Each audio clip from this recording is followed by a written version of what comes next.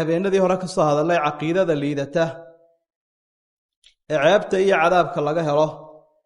oo gaaladu leeyihiin waxaynu halkan ku qaadan doonaa caqiidada wanaagsan ee Ilaahay uu nafaraya subxaanahu wa ta'ala calafka weyn iyo cisiga laga helo caqiidada islaamiga al-iimaan al-khaalis wa thamaratu aw thamaratu al-iimaan al-khaalis iimaanka wanaagsan iyo midhaha laga goosto tobaneeyo kamid ah baynu waqtiga kooban dareerin doonaa insha Allah aayadda 28 aynu dhageysanaynay ayaynu isdul taag insha Allah alladheena aamanu wa lam yalbisu iimaanahum bidhulmin ulaa'ika lahumul amnu wa hum muhtadun dadka alla rumeeyeen iimaankooda dulmi ku darin gardaro nabadgelyana way leeyihiin hanuunna way leeyihiin buu lahayn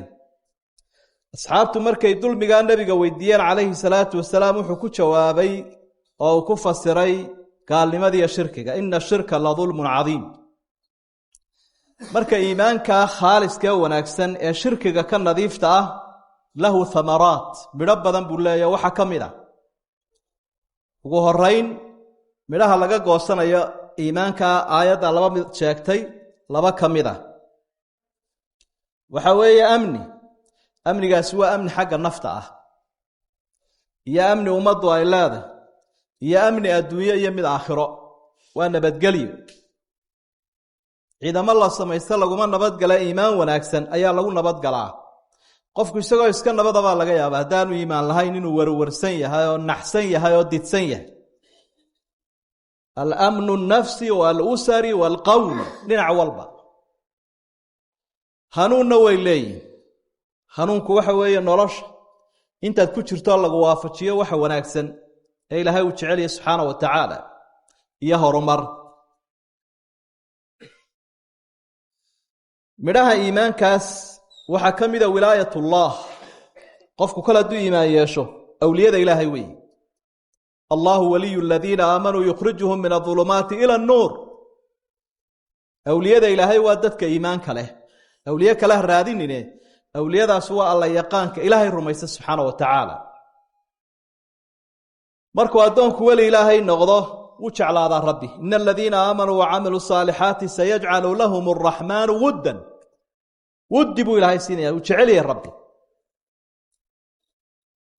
waxa dhacaya markaas thamarada iimaanka kamida in dhagahoodu qofka alla yaqaanka Ilaahay rumaysan dhagihiisu iyo qalbigiisu wuxuu culan yahay ama u furan yahay waanadiya waxa wanaagsan wadhakir fa inna dhikra tanfa'u al-mu'minin maxaa idin keenay idin soo eriyay ila qofku markuu afro uu iska seexan karayo xaafadiis waxa jamaca keenaya ee soo eriyaya ee inta uu fadhiya dhadhan buu ku hayaa cilmiga cibaadada Allah inoo calfo inta soo saxmadaya inta soo orada qofka waxa riixaya iyadoo dad badan aynu arkayno inaanay waxaynu wadnada aanay ka warhayninba qofku ka iimaan badan yahay ayuu wacdigiisa waanada ka jecel yahay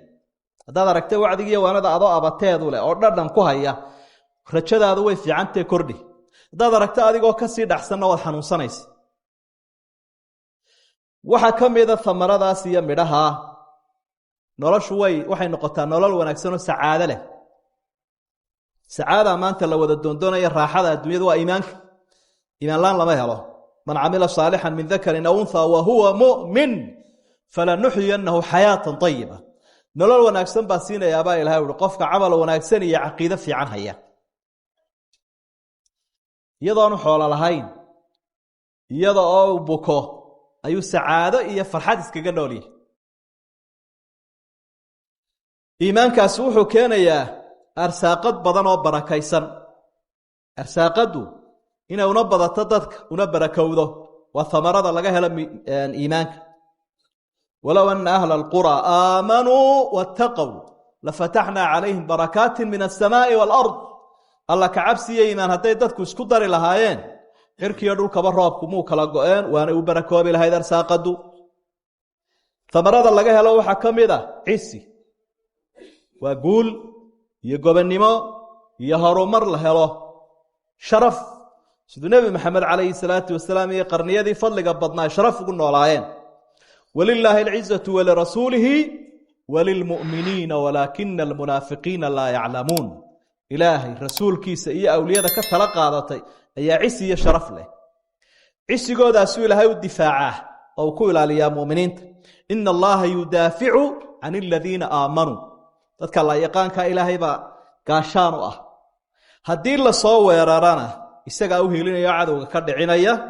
wa kaana xaqan calayna nasru lmu'miniin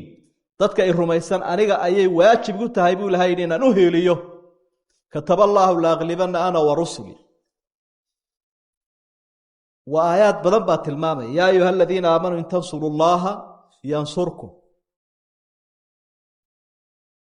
waa difaacii kolkii hore iyo nasrigii oo guushii baa ilaahay uu siinaya subxaana wa tacaala markuu guushaas iyo cadowga ka difaaco dhulkiibuu awooddiisii iyo maamulkiisii iyo xukunkiisii gacanta u gelinaya wacada allaahu aladiina aamanuu minkum wacamiluu saalixaati layastakhlifannahum fi lardi kama stakhlafa aladiina min qablihim walayumakkinanna lahum diinahum aladii irtadaa lahum walayubadilannahum min bacdi khawfihim amna waa dadka ilaahay rumeeye camalka wanaagsan sameeyey anigaa maamulka iyo xukunka iyo adduunyada gacanta u gelinayaabaa ilahay uri subxaana wa tacaala intaa markay helaan kadib waxa ilaahay u wanaajinaya haddana safarkii adduunyadu hadduu hagaagay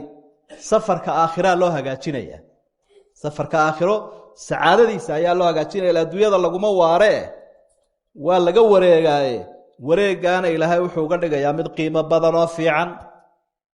in aladiina qaaluu rabbuna allahu uma istaqaamuu waa iimaankii bay sheegaysa tatanazalu calayhim almalaa'ikatu anlaa takhaafuu walaa taxzanuu waabshiruu biljanna waa soo dhoweyntii markay sii dhimanayeen sakaraadkii iyo geedigii aakhirana sidaa fiican bay u dhaafeen waa midho kale iyanoo laga qaatay meel barsakha laydhaa baa la tegayoo xabaalahoo lama huraana halkaana ilaahay muxuu siinayaa midhihii aakhira u bilaabmaya yuthabbitu allaahu aladiina aamanuu u fiirso mar walba lafduliimaan baa inala socda yuthabbitu allaahu aladiina aamanuu bilqowli athaabiti fi alxayaati addunya wa fi alaakhira adduuniya aakhirada ilaahay qowlkii ay ku soo sugnaayeen uu ku ilaaliyey ayuu aakhirana ku ilaalinayaa imtixaanka adag ee la marayo ee dadka lagu kala shaandheeyo ee qubuurta ilaahay malaa'igta u soo diro qofka mu'minka ah midhihiisii buu goosanayaa maalintaa halkaasaa markaa noloshii aakhirana midhihii de aad bay u badan yihiinoo alfazacu alakbar argagixii weynaaba haddana ilaahay uu ka ilaalinaya haddana marka la sii socdo wuxuu u siraadayaa meelihii madoobaaye la marayay yowma tara almu'miniina waalmu'minaati yascaa nuuruhum bayna aydiihim wa biaymaanihim waa iftiinkii jidka siraad lagu dhaafayey ee jannada lagu tegayey sidaasaa haddana rabbi subxaanahu wa tacaala uu ku geynayaa jannadii isagoo ka raali noqonaya iyadoo uu istusayo iyadoo ay farxayaan marka midhaha iimaankuu leeyahy kuwaasa ka mida adduunya iyo aakhiraba marka ayaan iyo anfac wanaagsan waxa leh qofka ilaahay uu iimaan waafajiyey uu una hagaajiyey iimaanka allah inoo sugo allah inagu adkeeyo ilaahayna waxaynu camal samaynayna allah inaga aqbalo asalaamu calaykum waraxmat ullaahi wabarakaatu